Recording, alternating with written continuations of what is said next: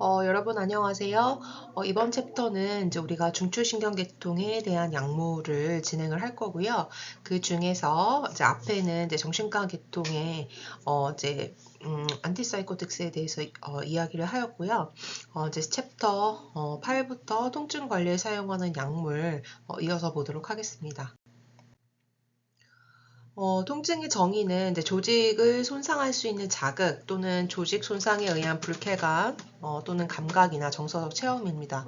그래서 이제 통증을 우리가 이제 느끼게 되는 그런 상황은 개개인마다 다르죠. 그래서 생리적 또는 감각적, 감정적, 문화적 요인에 의해서 영향을 받는데 어, 여기에서 이제 우리가 이제 조절해야 되는 것은 견딜 수 없는 통증을 어떻게 제거하느냐.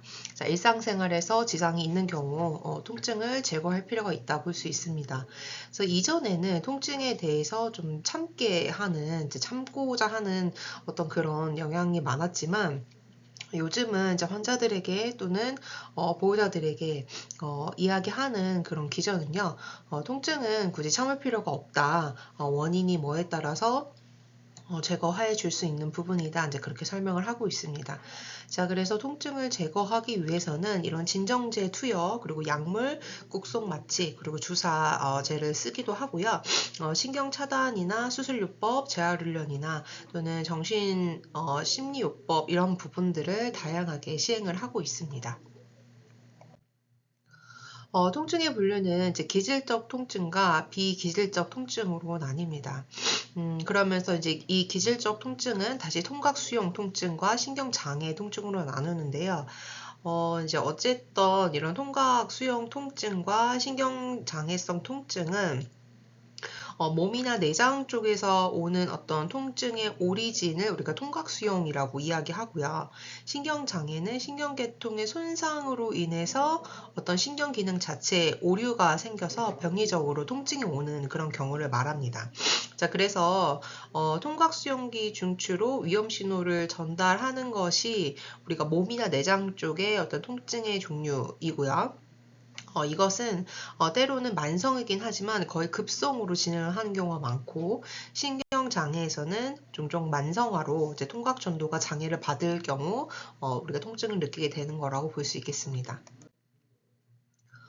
발생 기간에 따라 이제 급성 통증, 단기 통증과 만기 통증, 만성 통증, 장기 통증으로 나뉩니다.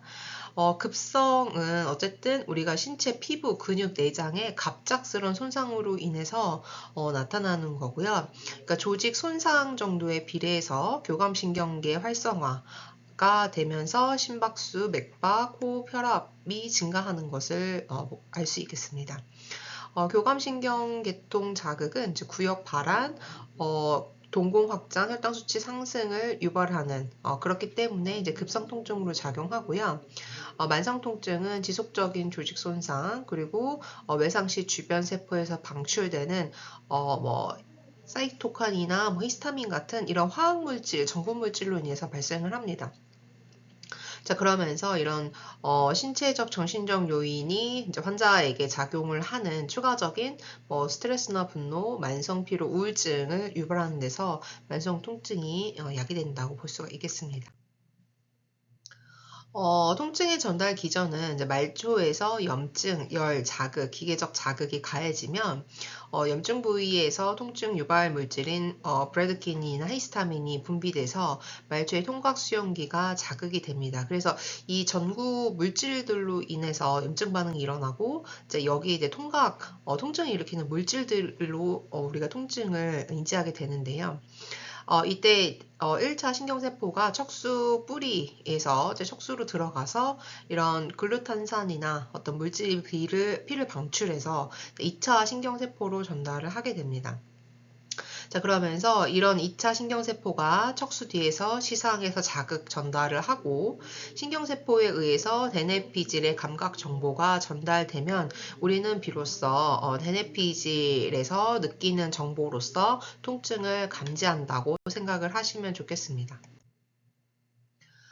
지금 보시는 어떤 통증 유발 물질이나 압력, 열에 의해서 척수의 이제 뒷뿌리 신경절을 들어가서 이제 척수 후각 쪽으로 올라가 시상로로 들어가서 이제 대뇌피질에서 인식을 하는 자국 전도의 흐름을 우리가 볼 수가 있습니다. 그래서 최종적으로 대뇌피질에서 통증 정보를 인식하게 되면서 우리가 통증을 느낀다라고 생각을 하시면 될 것 같습니다. 통증의 관리는 지금 보시는 바와 같이 WHO에서 진통제 사다리를 활용해서 80에서 90% 환자의 통증을 적절히 조절할 수 있다라고 이야기했습니다. 통증을 조절하는 4가지 원칙이 있습니다. 그래서 첫 번째는 경구투여가 기본입니다.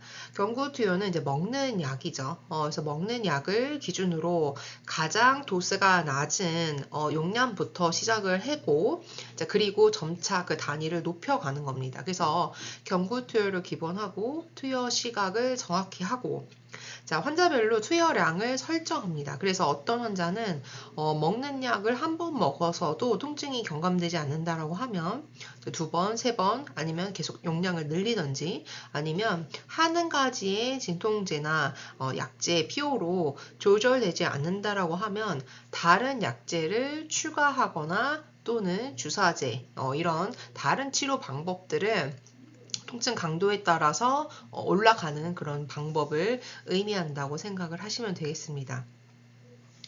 자, 그러면서 우리가 이제 진통제 사다리를 보면은 이제 위쪽으로 올라갈수록 이제 통증의 지속 강도가 이제 높아지는 거죠. 그래서 처음부터는 비아편류 제제, 진통 보조제부터 시작을 해서 계속적으로 이제 경도, 중증도 통증 조절하는 아편유를 사용하고 그거보다 진행이 더 되거나 통증의 강도가 줄지 않는다라면 중증도나 심한 통증의 조절 아편유 사체를 쓰는 것을 기저로 하겠습니다. 그래서 이런 진통제 사자리나 어떤 진통제를 사용하는 4가지 원칙에 대해서 그러니까 이제 우리가 통증이 있다라고 해서 어느 병원을 방문했는데 처음부터 먹는 약을 시작하지 않고 주사제를 맞게 한다든지 아니면 뭐 신경차단술을 하게 한다든지 어떤 시술이나 이런 어떤 부분을 먼저 권한다라고 하면 이 통증 관리의 어떤 원칙이 지켜지고 있는가 한 번쯤은 의심해 볼 필요가 있습니다. 그래서 이런 부분들을 여러분들이 잘 좀 짚어줄 필요가 있다 그렇게 생각하시면 되겠습니다. 진통제의 첫 번째는 이제 아편 유사 작용제입니다. 오피오이드 아고니스트 되겠습니다. 뇌척수 내에 있는 아편 유사체 수용체에 작용해서 통각 전달 계통을 차단하고 강력한 진통 작용을 합니다. 그래서 우리가 흔히 말하는 아편 유사체이기 때문에 오피오이드 계통의 약물은 바로 여기에 해당한다고 생각을 하시면 되겠습니다. 그래서 내장통이나 골절통, 악성 종양, 말기 심한 통증 환자에게 쓸 수 있습니다. 그래서 우리가 터미널 캔서 환자 같은 경우에는 굉장히 통증이 심합니다. 그리고 외상 환자여서 오픈 프랙처가 됐다든지 뼈가 피부 밖으로 나와서 완전히 부러졌다든지 이런 경우는 엄청난 극심한 통증이고요. 그러면서 내장에 파열되고 이런 시술에 의해서 접합을 해야 되는 급성 수술이 필요한 경우 엄청난 내장통이 있는데 이런 경우에 사용하는 아편 유사제 작용제로 오피오이드 계통의 그러니까 심한 통증에 사용하는 주로 약물이라 생각하시면 되겠습니다. 또는 이런 약은 마취 전 투약으로도 간혹 쓰고 있습니다. 자, 대표적인 약물은 몰핀 또는 몰핀 유도체이고, 자, 우리가 이제 이전에도 얘기를 했듯이 코데인이나 하이드로코돈, 그리고 하이드로몰폰, 그리고 몰핀, 그리고 옥시코돈이 다 여기에 해당합니다. 자, 또는 알페타닐, 펠타닐, 술페닐, 또 이 페닐 계통, 펜타닐 계통의 유도체의 메페리딘 유도체 약물이고요. 저는 트리마돌이나 타펜타돌 같은 그런 약물이 대표적으로 이제 오피오이드 계통이라고 볼 수 있겠습니다. 그래서 이런 트리마돌 같은 경우는 정형외과 OS 파트에서도 간혹 좀 쓰고 있다 그렇게 볼 수가 있겠고요. 그래서 코데인이나 몰핀 종류 계열을 또는 펜타닐 계열을 잘 기억하시면 좋겠습니다. 그 첫 번째로는 코데인입니다. 몰핀과 비교해서 진통진의 호흡 억제, 의존성이 약하기 때문에 안전 범위가 넓고 진해제로서 사용하는 경우가 많습니다. 그래서 우리가 상품명 브랜드 네임으로 그 유한 양행에서 나오는 코프 시럽이 있습니다. 그래서 시럽 타입이고 마시면 굉장히 달콤한 그런 약인데요. 감기 환자, 어르신들이 기관지 염이나 기침 가래가 있을 때 이 약을 쓰게 되는데요. 여기에 이제 가장 중요한 성분은 약간의 이제 코데인이 포함되어 있습니다. 자, 여기서 진해제로서 많이 사용한다고 이야기했는데, 이제 그때 진해제로 사용을 하기 위해서 코데인 성분이 들어가 있고요. 진해는 뭡니까? 이 가래를 맑게 해주는 그런 역할을 하죠. 그래서 분비물이나 가래를 맑게 해서 배출이 용이하도록, 자, 그러면서 호흡기나 기관지가 통로가 좁아졌던 거를 넓혀져서 숨쉬기 편하거나 어떤 이런 염증이 좋아지게 하는 역할로 많이 합니다. 그래서 오피오이드 계통이긴 하지만 이 코데인 성분은 진해제로서 많이 사용하고 그래도 상당히 안전하다 그렇게 생각하시면 되겠습니다. 자, 그래서 이제 이 수용체를 자극해서 진해와 진통 작용을 하는데 어쨌든 이 계열이긴 하지만 몰핀이 가장 통증을 subside 시켜주는 강력한 진통제라고 하면 이 코데인은 몰핀의 6분의 1 정도면 가능합니다. 그렇기 때문에 약간의 이제 감기 몸살이 있거나 기침, 가래로 굉장히 힘들어하시는 어르신들은 근육통이나 몸살, 감기를 동반하기 때문에 몸도 좀 힘들고 근육통도 있고 머리도 아프고 그렇잖아요. 이제 그러면서 진해 효과도 되기 때문에 이 진통과 진해 거담제로서는 코데인이 포함된 코프 시럽을 굉장히 빈번하게 많이 쓰고 있다 그렇게 보시면 되겠습니다. 두 번째는 몰핀입니다. 대표적인 아편 유사 작용제 마약성 진통제이고요. 수용체에 주로 작용해서 강력한 진통을 나타냅니다. 그래서 암성 통증, 암 환자, 심근경색 MI 환자, 수술 후 통증, 만성 통증에 주로 몰핀을 씁니다. 그래서 몰핀을 쓰지 않으면 이 통증 경감이 되지 않고요. 중추신경 억제 작용을 하기 때문에 진통, 진해, 호흡 억제, 마취를 나타내고, 자, 반대로 중추 흥분 작용을 하면 구토, 동공 축서, 척수 반사, 항진이 나타납니다. 그래서 강력한 통증을 주기도 하지만 이런 중추신경을 너무 과도하게 억제하게 되면 호흡이 억제되기 때문에, 그러니까 진통 효과는 더 클지 몰라도 호흡 억제를 더 강력하게 시키기 때문에 호흡에 문제가 와서 서든데트 한다든지 생명의 위험을 줄 수 있기 때문에 통증이 굉장히 심하다고 해도 정해진 용량 외에 무한대로 늘리지 않는 그런 어떤 원칙이 있다는 것을 꼭 기억하셔야 될 겁니다. 세 번째는 옥시코돈입니다. 중증도나 중증의 통증을 완화시키는 사용하는 반합성 몰핀 유도체입니다. 몰핀 부작용이 이제 호흡 저하, 기침 억제, 그리고 변비 의존성을 나타내는 것이 가장 큰 부작용인데요. 이런 옥시코돈은 엔세이드인 아스피린이나 아세트아미노펜과 병용하면 굉장히 높은 효과를 나타낸다는 것이 큰 특징입니다.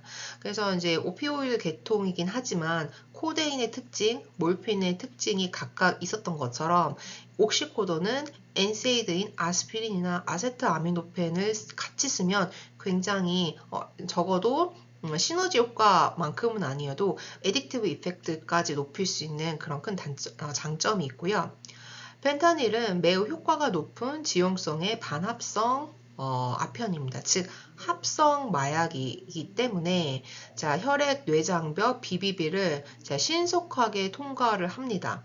이게 장점이 될 수도 있고요. 단점이 될 수도 있습니다. 그래서 주로 마취과에서 사용하고 패치로도 쓰는데 지속적으로 진통제가 요구되는 만성 통증, 중증의 만성 통증 환자에게 처방을 합니다. 그래서 반적으로 합성된 마약 아편이기 때문에 대부분의 약물은 이 뇌혈관 장벽 BBB를 통과하지 못하는 게 정상입니다. 그렇지만 매우 신속하게 통과하면서 가장 크게 통증 효과를 아주 빠르게 줄여줄 수 있지만 실제로 여기에 굉장히 의존해야 되는 경우가 많고요.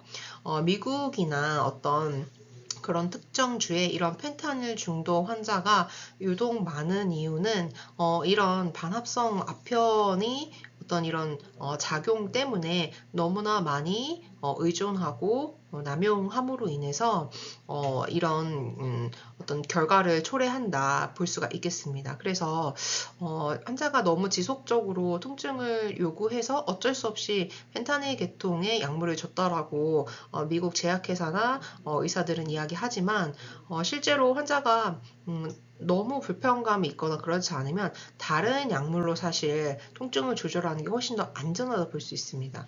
그렇지만 어떤 제약회사의 리베이트나 어떤 금전적인 그런 이익 때문에 펜타닐을 너무 남용하게 되었고 이제 그럼으로 인해서 오는 피해들을 환자가 직접 가질 수밖에 없다. 그래서 이 펜타닐에 한번 중독되면 굉장히 헤어나오기가 어렵고 이 BBB를 신속하게 통과하기 때문에 굉장히 양날의 칼을 가진 약물이라 그렇게 생각할 수 있겠습니다.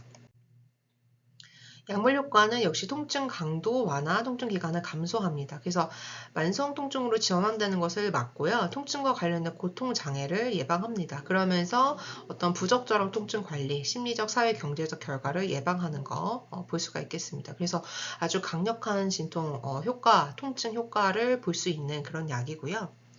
일반적인 부작용은 어지러움, 현기증, 진정바람, 혼란, 진압력 상실 이런 신경학적 증상이 있습니다. 그러면서 갑자기 뭐 토한다든지 뭐 혈압이 뚝 떨어진다든지 이런 것들은 가장 대표적인 부작용이라고 볼 수가 있겠고요.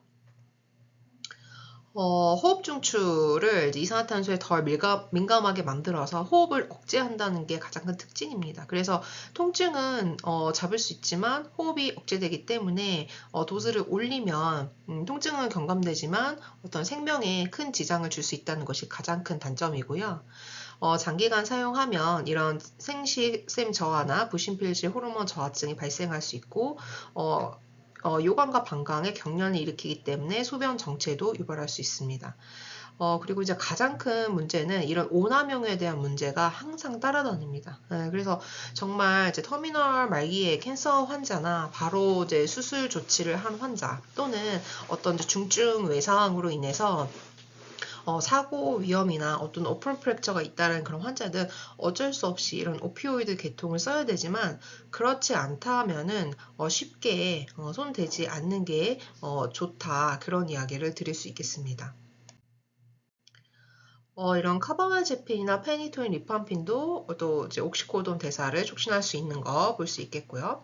와파린도 트리마돌이 와파린의 항우 작용을 증가할 수 있다는 거 확인할 수 있습니다. 두 번째는 아편 유사 부분 작용제입니다. 그래서 오피오이드를 partial agonist 하는 그런 약물입니다. 그래서 이전에 아편 유사 작용제를 투여했는데 여부와 해당 아편 유사 작용제에 대한 신체 의존도에 따라서 이제 양리 작용이 달라지는데요. 이제 오피오이드 파셜 아고니스트는 이제 아편 유도제 오피오이드 계통보다 한 단계 좀 덜 좀 경감된 통증을 쓸 수 있습니다. 그래서 주로 화상이나 암성 통증, 신상, 급성 경련 이런 관련된 중증 통증을 단기간 완화시키는 그런 통증 질환을 쓸 수 있고요.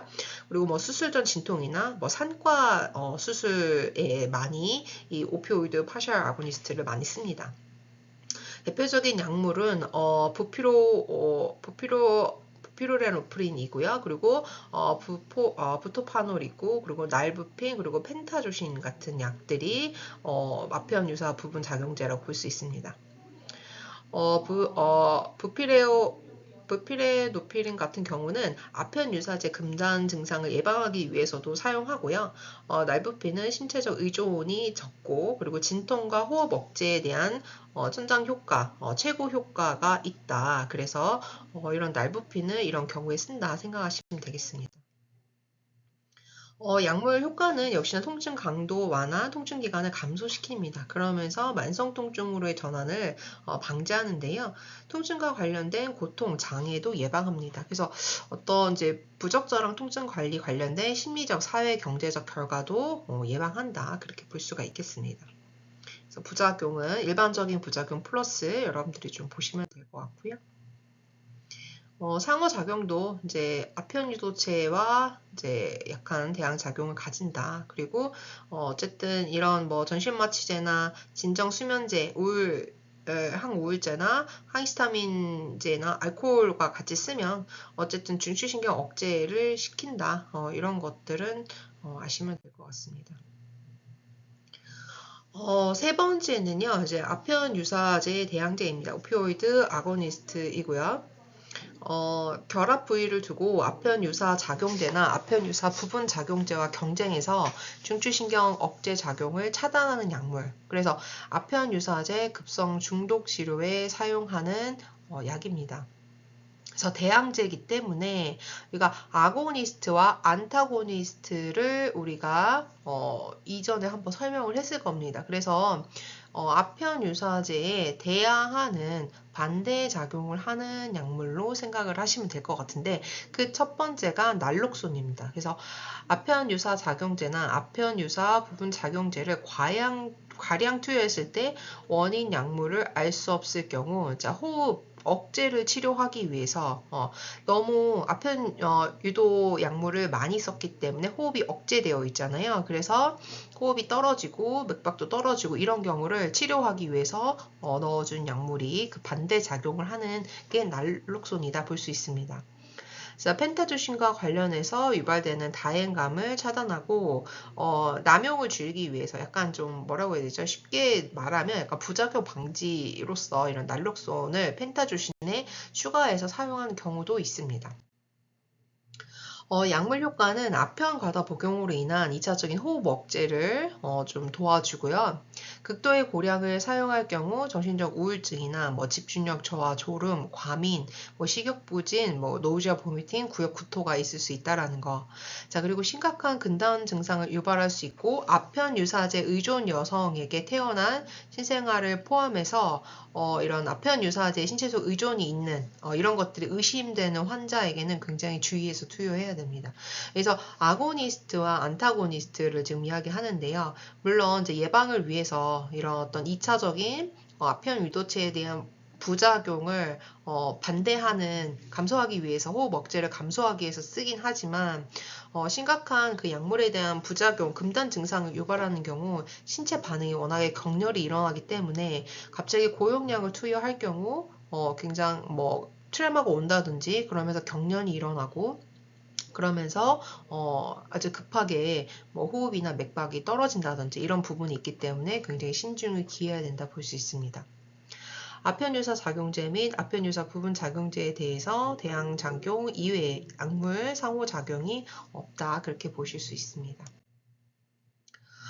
두 번째는 이제 나이트렉손입니다. 그래서 이것도 이제 외인성 투여를 위해서 아편 유사제 양리학적 효과를 차단하기 위해서 임상적으로 씁니다. 그래서 금주를 지원하고 이제 술을 끊게 할 때 헤비 드링킹의 알코올리즘 환자에게 술을 끊게 하기 위해서 이 날트렉손을 쓰는데요. 이제 이론상으로 날트렉손을 쓸 수 있다라고 하지만 실제로 이 약을 임상에서 그렇게 많이 쓰진 않습니다. 그렇게 선호하진 않아요. 왜냐하면 이 약을 쓰게 되면 이런 음주 재발과 알코올 소비를 줄이기 위해서 중독치료 보조제를 쓸 수는 있지만 굉장히 불쾌감을 줍니다. 환자 자체가 느끼기에. 그래서 이런 불쾌감을 줌으로 인해서 술을 먹지 않도록 유도를 하는 약인데 이런 부분들을 환자가 별로 좋아하지 않기 때문에 이제 임상에서는 그렇게 알코올리즘 환자가 이 약을 많이 쓰는 경우는 보지는 못했고요. 그래서 약물 효과는 아편 유사제와 대행 갈망을 감소시켜서 약물 남용 치료 프로그램의 수능도를 향상시키고 알코올에 대한 갈망을 감소시킵니다. 그래서 술을 먹고 싶은 마음을 좀 줄여주면서 알코올 남용 치료 프로그램의 수능도를 높이는 그런 목적으로 쓰고 있습니다.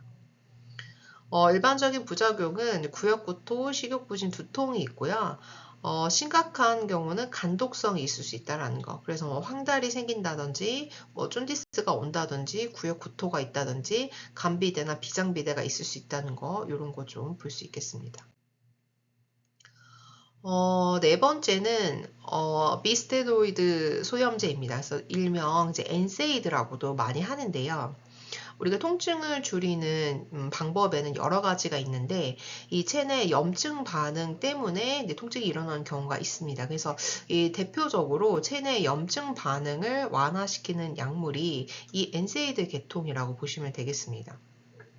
이 프로스타글란딘이 아라키돈산에서 이런 COX에 의해서 생합성이 되는데 이 비스테로이드성 소염제 즉 엔세이드가 고리산화 효소라고 하죠. COX의 작용을 억제합니다. 그래서 프로스타글란딘을 생성을 감소시켜줘요.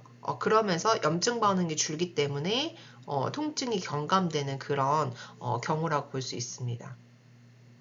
네, 그래서 이런 것들 그래서 COX1과 2에 대한 얘기를 지금 하고 있습니다. 그래서 프로스타글란딘 합성 효소인 고리산화 효소라고도 하는데요. 그래서 COX2가 염증세포, 염증실만 나타납니다. 그래서 이 효소의 생성물이 염증 반응과 같은 조직 손상에서 중요한 역할을 한다. 그래서 이 염증 반응을 완화시켜주는 COX 작용을 제거하고 원천 봉쇄하기 때문에 프로스타글란딘 합성이 줄어서 통증이 경과되는 원리다. NSAID는 그렇다. 그렇게 보시면 되겠습니다.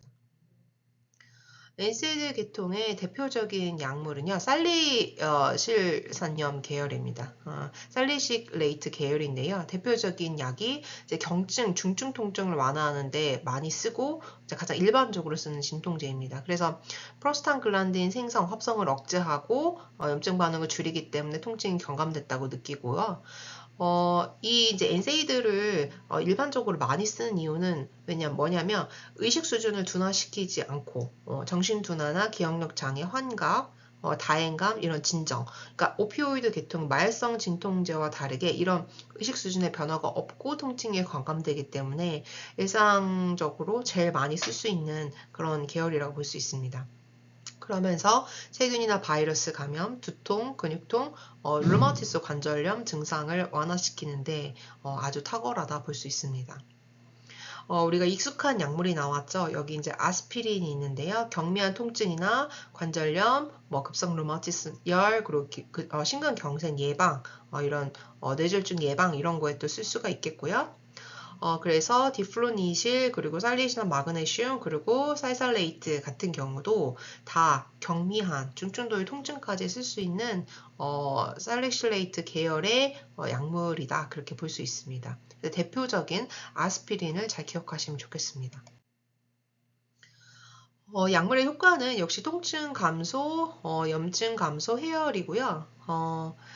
일가성 호혈성 발작, 그리고 뇌졸중, 심근경색증 발생 빈도를 감소시킵니다. 그래서 아스피린 같은 경우는 아무래도 출혈을 일으키는 그런 약물이기도 하죠. 그러니까 중증도나 경증의 통증에도 쓰지만 출혈을 잘 일으킬 수 있는 약이기 때문에 실제로 뇌혈증이나 심근경색, MI로 오는 환자들은 혈관 내에 피딱지가 돌아다니면서 막기 때문에 문제가 생기는 거죠. 그렇기 때문에 약간의 출혈을 일으키는 이 아스피린이 굉장히 도움이 됩니다. 그래서 일반 브랜드 네임으로 아스피린 프로텍트 정을 그렇기 때문에 혈압약과 같이 뇌졸중, 심근경색을 유발하는 환자는 꼭 먹는다. 그렇게 생각을 하시면 되겠습니다. 부작용은 정상적인 치료 용량에서 위장관 자극, 구역, 위장관 출혈. 그래서 이런 위장 계통이 좋지 않은 환자는 출혈을 일으킨다라는 거. 이제 아스피린은 경미한 어떤 중증도의 통증을 조절하는 엔세이드 계통이지만 출혈을 일으키는 것이 가장 큰 단점이라고 볼 수 있습니다. 지속적으로 고용량을 투여받은 환자는 살리실산 중독이 있을 수 있고요. 이명이라든지 청각장애, 시력저하, 발한, 발열 이런 것들이 있을 수 있다는 거. 그래서 중독 증상인 경우에 너무 용량이 이제 과하면은 귀에서 소리가 들린다든지, 그러니까 청력 신경이 망가지는 거죠. 그래서 이런 청신경이나 시신경이 망가지는 청각장애, 시력 저하가 발생할 수 있다는 거 아시면 되겠습니다.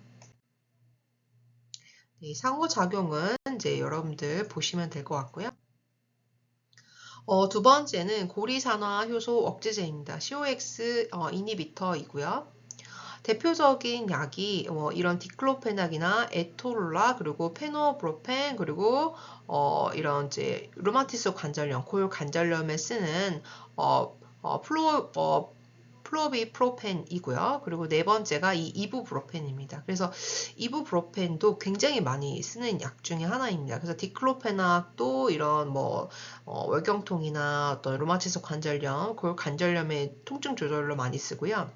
이부브로펜은 경증, 중증도도 쓰고 월경통에도 쓰고 자 발열이 있는 소아에게도 쓰는 것이 이 이부브로펜이다.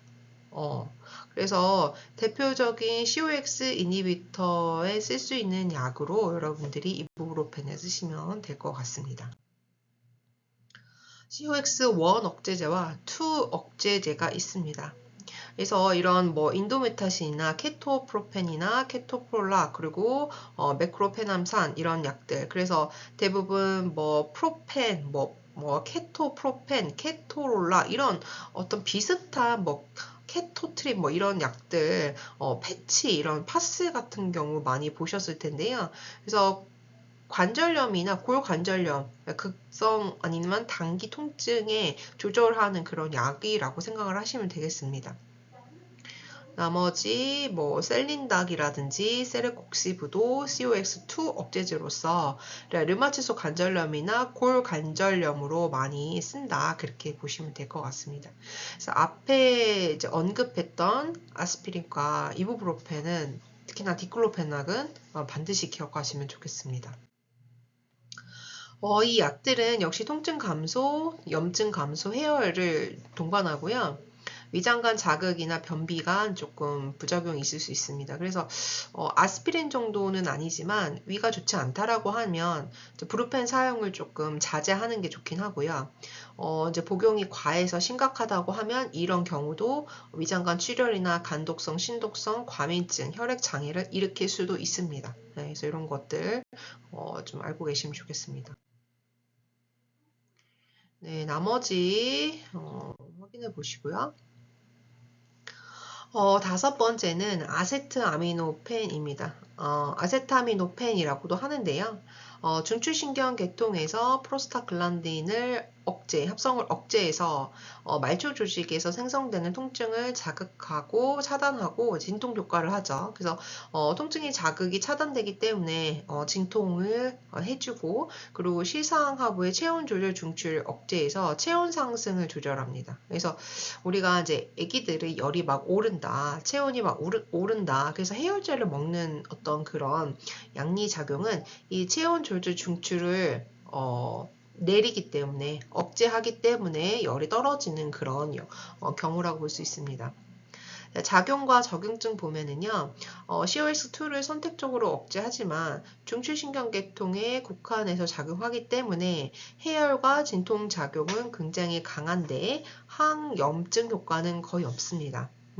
그것이 엔세이드하고 다른 점입니다. 그래서 비스테로이드 소염제로는 분류되지 않습니다. 그래서 아세트아미노펜 계열이 통증도 줄여주고 이런 해열도 해주는 약이기 때문에 이것도 굉장히 널리 쓰이고 있고요. 그렇지만 항염은 거의 없다.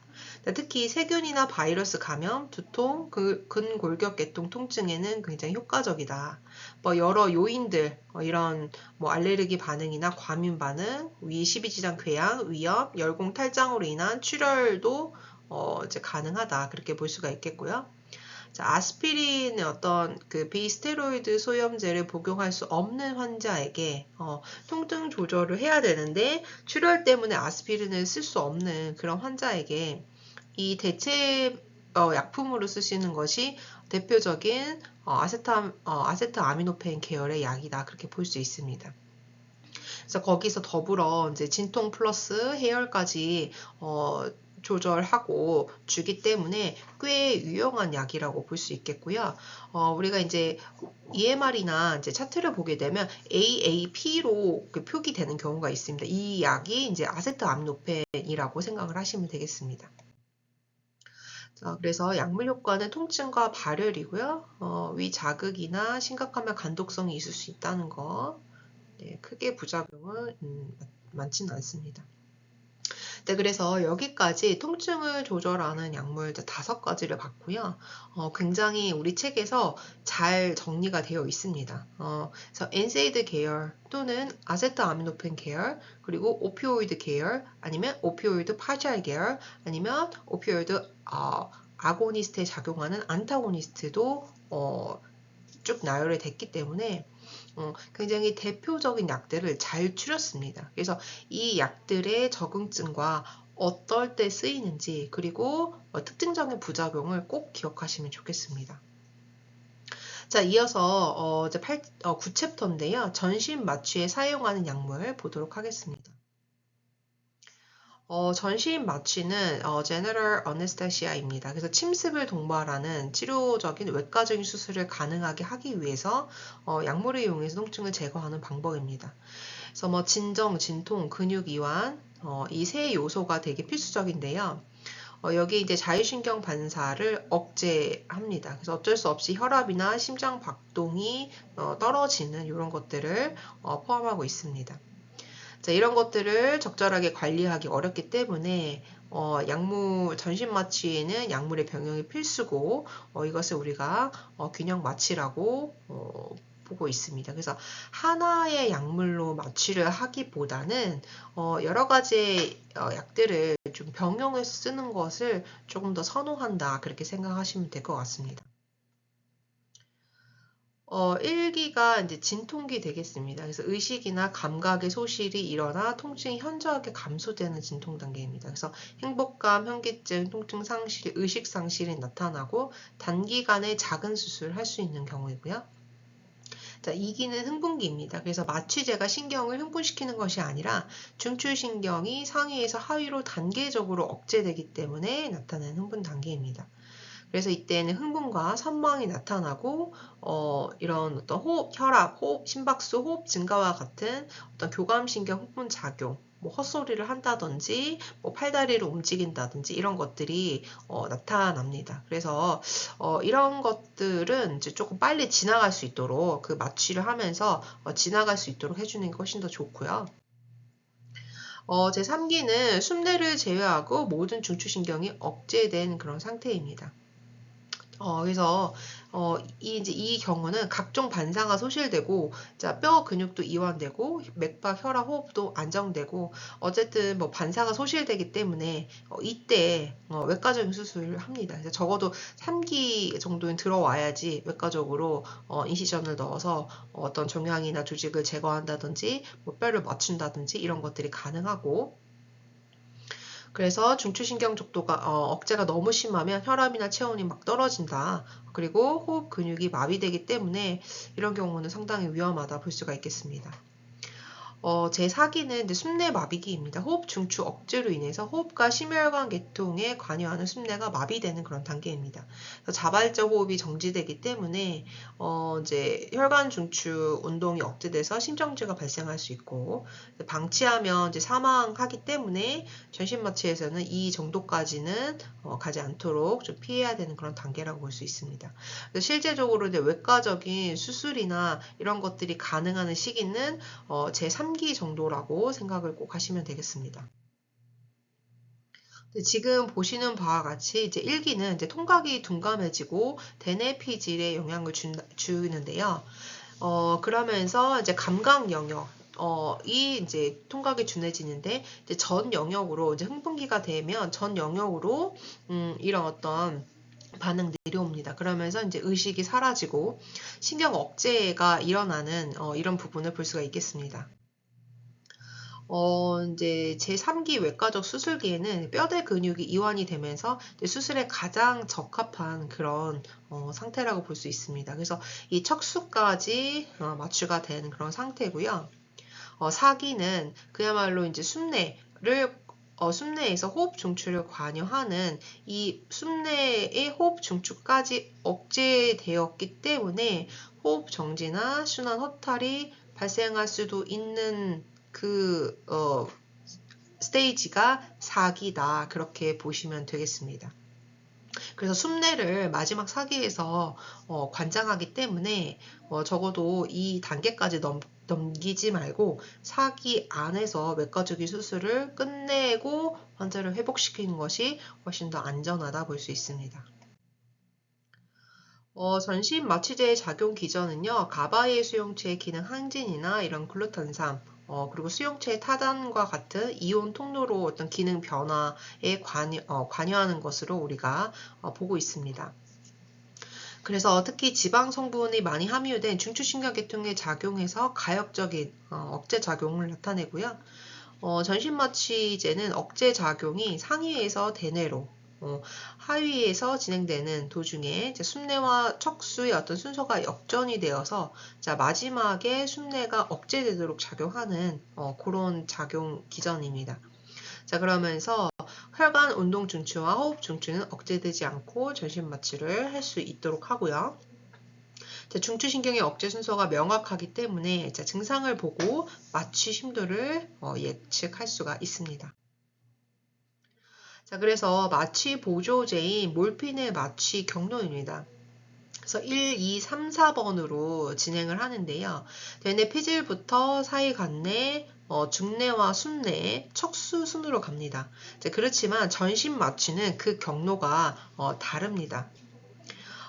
대뇌 피질, 사이뇌, 그리고 중내, 그런 다음에 척수에서 마지막에 숨내로 진행을 합니다. 그래서 숨내에 미치기 전에 작용이 수술이 가능한 전신 마취 상태를 달성할 수 있겠습니다. 그래서 이 3기에서 외과적인 수술이 진행이 되면서 숨내로 가기 전에 마취는 그 단계. 그래서 통증을 조절을 하는 그런 마취 보조제의 어떤 방향하고 전신 마취제는 좀 다른 부분이 있다라는 거, 이거를 참고하시면 좋겠습니다. 그래서 전신 마취제의 작용 기전을 우리가 그림 5-16에서 볼 수 있었고요. 전신 마취제는 종류가 좀 여러 종류가 있습니다. 그래서 이런 흡입 마취제나 또는 주사제를 통해서 쓰는 정맥 마취제가 있고요. 전신 마취 전에는 마취전 투약을 실시하고 전신 마취 이르는 시간에 마취제에 따라 각 반응의 단계가 일어납니다. 그래서 이런 흡입 마취 쓸 수 있고요. 정맥 마취도 쓴다는 거 볼 수 있겠습니다. 그래서 이런 정맥 마취는 이제 단기간 수술이고 장기간 수술에서 마취를 유도하기 위해서 그냥 보조로 주는 경우가 많다 생각하시면 되겠습니다. 마취 전 투약이죠. 마취를 도입을 원활하게 하고 수술 중 부작용을 예방하고 마취가 충분히 효과할 수 있도록 약물을 주는데요. 이때 이제 수술 전 진정, 불안을 제거해주는 약, 우리가 앞에서도 봤듯이 대표적인 진정제로서 벤조다이아제핀 계열이 있고요. 그리고 항히스타민, 바비츄레이트 계통을 우리가 수술 전 진정으로 쓸 수 있습니다. 그래서 다이아제팜, 나트라제팜, 미다졸람 제일 많이 쓰고요. 그리고 하이드록시진, 그리고 펜토바비탈 쓰고, 자, 기도 분비물이 이제 좀 적어야 되고 밑주신경 반사를 억제해야 되기 때문에 항콜린 제제로 아트로핀이나 스코폴라민도 많이 씁니다. 그래서 아시면 될 것 같고, 이 약들은 전부 다 직접적으로 마취를 중요하게 쓰는 약이라기보다는 마취를 도와주고 수술 부작용을 예방하기 위한 목적의 약물이다 생각하시면 될 것 같습니다. 진통으로 뭐 몰핀이나 펜타닐, 펜타조신, 그리고 위산 분비를 억제해야 되기 때문에 시메티딘, 라니틴, 파모티딘, 자, 그리고 구토 억제를 하는 뭐 클로로프로마진, 그리고 드로페리톨 이런 경우 쓸 수 있습니다. 흡입 마취는 들이마시는 거죠. 그래서 inhalation anesthetic이라고도 하는데요. 기체나 뭐 액체를 증기로 흡입해서 전신 마취를 할 수 있도록 유도하는 그런 약물입니다. 정맥 마취보다 이제 마취 심도 조절이 쉽지만 이제 외과적 수술에 이르기까지 시간이 걸립니다. 그래서 주로 이제 마취를 유지하는데 그렇게 쓴다라고 보시면 될 것 같고요. 휘발성 마취제 그리고 가스 마취제가 있는데 휘발성은 뭐 할로테인이나 아이소플루레인 그리고 세보플루레인 뭐 가스 마취는 아산화질소 뭐 엔초 이런 것들을 우리가 볼 수 있겠습니다. 그래서 이제 코로 들이마시고 외과적 수술을 유지하는 그런 마취제로 쓰면 됩니다. 네, 그래서 휘발성 마취제와 가스 마취제의 보시면 될 것 같고요.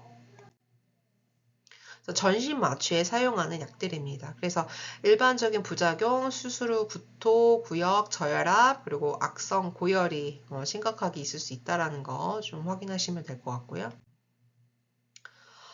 정맥 마취도 인트라베이너스 아나스테틱입니다. 그래서 직접 정맥에 주입해서 의식이나 통각을 없애는 약물, 그리고 흡입 마취와 혼합하여 전신 마취제의 보조 약물로 쓰는 경우 볼 수 있습니다. 대표적인 약물은 바비츄레이트 계통인, 그리고 사이오펜탈, 그리고 벤조다이아핀 계통인 미다졸람, 그리고 프로포폴, 케타민, 드로페리도 이런 것들이 있습니다. 그래서 전신 마취를 도입하거나 우리가 가스 마취로 유지를 하기 전에 시작할 때 이런 정맥 마취 쓰고요. 대부분 처음 마취를 시작할 때 이런 프로포폴을 그래서도 많이 쓰고 있습니다. 그리고 전신 마취의 보조로서 많이 사용하고 있고요. 지금 보시는 바와 같이 미다졸람도 쓰지만 작용 부위가 이제 가바이 수용체에 작용을 하는데요. 프로포폴을 상당히 많이 씁니다. 그래서 우리가 우유 주사, 우유약 이런 거 이제 연예인들 특히나 조금 이런 프로포폴이나 마취제를 너무 남용했을 때 사회적인 문제가 돼서 이제 뉴스나 이제 이슈로 많이 나온 경우 있는데요. 이 약은 어쨌든 작용 시간도 짧고 비교적 쉽게 마취가 가능합니다. 그러면서도 간에서 되게 신속하게 대사되기 때문에 작용 시간도 매우 짧아요. 그래서 아마 이런 용이한 쉬운 마취가 되는 그런 용이한 점 때문에 많이 찾고 선호하지 않나 그런 생각을 하고 있습니다. 그래서 마취 유도에서 이 프로포폴 조금 많이 쓴다. 그렇게 생각하시면 될 것 같습니다. 네, 케타민 같은 경우도 그리고 드로페리돌도 쓸 수 있다 생각하시면 될 것 같습니다. 사이오펜탈 부작용, 호흡 억제가 강하고요. 순환 부전을 일으킨다. 그리고 프로포폴도 호흡 저하나 억제가 강하게 일어날 수 있다는 거. 케타민도 심박수, 심장 박출량, 혈압을 상승시킨다. 그래서 회복 후에 구토, 두통, 어지러움을 유발할 수 있고 환각, 악몽이 나타날 수 있다. 이런 것들 볼 수 있습니다. 중추신경 억제제, MAOI, 그리고 알코올 이런 것들은 이제 미다졸람의 양리 작용을 증가시킨다라는 거 하시면 될 것 같습니다. 네 번째는 이제 신경 차단제입니다. 그래서 이제 뉴로머스큘러 블로커입니다. 그래서 아예 그냥 신경을 절단 차단시키면 실제로 약물 양리 작용에 의해서 통증이 조절되는 것만큼 통증 이제 완화를 위해서 마지막으로 시행하는 그런 경우라고 볼 수 있겠고요. 운동신경으로부터 근육으로 전달되는 자극을 차단하는 약물입니다. 그래서 이제 블로커라고 이야기를 하는데 수술 시 전신마취 보조요법으로 사용되거나 기관삽관을 할 때 사용을 합니다. 아무래도 이제 인투베이션을 할 때 기구를 집어넣지만 일반적으로 그 기구가 잘 도달하지 않는 경우가 있고 좀 조직을 손상하는 경우도 있죠. 통증을 유발하고 그럴 경우에 지금 보조적으로 약물을 쓸 때 이 쓰는 약이 이제 신경근 차단제라고 볼 수 있습니다. 대표적으로 다른 약도 있지만 이 석시닐콜린을 주로 많이 쓰고요. 베큐로늄 같은 경우 석시닐콜린을 좀 쓴다 볼 수 있습니다. 마취 중 이제 적절한 근육 이완을 유도하고요. 전신 마취제의 어떤 사용, 부작용을 줄이고 기관 삽관을 용이하게 합니다. 그래서 근육이 너무 떡떡하거나 위축돼 있으면 인투베이션이 잘 들어가지 않습니다. 그래서 인투베이션을 하는 경우면 이제 벤틸레이터에 연결을 해서 자가호흡을 하지 못하기 때문에 호흡을 좀 유지하려고 급하게 인투베이션을 하는데 그런 경우에 너무 경직돼 있거나 너무 이 이제 기도가 트라키오가 딱 붙어 있거나 그러면 인투베이션을 원활하게 할 수 없기 때문에 이때 약물을 주어서 좀 유연하게 근육 이완을 하고 삽관을 한다 볼 수 있겠고요. 이제 후두 경련을 예방하고 그리고 전기 충격 치료 시 근육 활동을 줄이는데 쓴다 그렇게 볼 수 있겠습니다. 그러면서 전신 마취의 보조 요법에서 뼈대 근육을 이완하는 그런 약물 효과를 볼 수가 있겠고요. 부작용은 기관지 경련, 기관지 침 분비물, 그리고 홍조 부종, 두드러기 같은 경우를 일으킬 수 있습니다. 네, 그래서 이런 부분들 우리가 조금 볼 수 있겠고요. 상호작용은 어쨌든 전신마취제도 마찬가지고 항생제나 이런 베타 차단제, 그리고 리튬, 포타슘을 고갈시키는 그런 약물들은 신경근 차단제 치료 효과, 독성 작용을 조금 더 강화하기 때문에 잘 볼 필요가 있겠습니다. 네오스티그민 같은 경우, 그리고 피리도, 스티그민 이런 거는 신경근 차단제 치료 효과를 감소시키고요. 카바마제핀도 우리가 항경련제에 주로 쓰는데 신경근 차단제 치료 효과를 감소시킵니다. 자, 그러면서 진통제나 진정제, 벤조다이제핀 계열도 병용을 하게 되면 호흡 억제가 더 강화된다. 그러니까 조금 더 늘어지게 된다. 그렇게 볼 수 있겠습니다. 그래서 오히려 그런 늘어지는 작용이 환자가 호흡을 더 하기 어렵게 만든다든지 호흡수를 떨어뜨린다든지 그럼으로 인해서 어떤 바이탈 사인의 어떤 증상을 조금 더 안 좋게 만든다든지 이런 것들을 우리가 확인해 볼 수가 있겠습니다. 네, 여기까지 우리가 봤는데요. 앞에서 이야기한 이제 중증신경계통의 항정신과 관련 항정신병 약제도 물론 중요하지만요. 이 통증과 그리고 전신마취제, 마취제의 어떤 계열의 약물도 굉장히 중요합니다. 그래서 우리 책에서는 많이 어렵지 않게 그렇다고 지금 실제 임상에서 쓰고 있는 어떤 분류의 약물들을 많이 삭제하거나 범위를 줄이거나 그렇지는 않았습니다. 그래서 굉장히 여러분들이 생각하는 어떤 그런 선상에서 분류를 잘 해 놓았기 때문에 각각의 계열에서 약물들의 분류를 기억을 하시고 특징적인 약물들, 굉장히 말을 많이 했던 약물들이 있을 겁니다. 그래서 실제 뇌외과 병동이나 어떤 지역사회나 정신과 병동에서 환자들에게 먹는 약을 보면 실제로 많이 먹는 약들입니다. 그래서 이런 약들에 대한 작용과 부작용, 그리고 특징적인 사항 등이 있었죠. 그래서 이런 것들을 여러분들이 반드시 잘 기억하시면 좋겠습니다. 그래서 기억을 하시고 이대로 챕터에 관련된 내용을 워크북으로 한번 자가 학습하시고 약물을 따로 정리해서 오랜 시간을 좀 들여서 반복해서 메모리 하시면 더 좋겠습니다. 네, 그래서 오늘 강의는 여기까지 마치도록 하고요. 우리는 다음 시간에 보도록 하겠습니다. 모두 고생하셨습니다.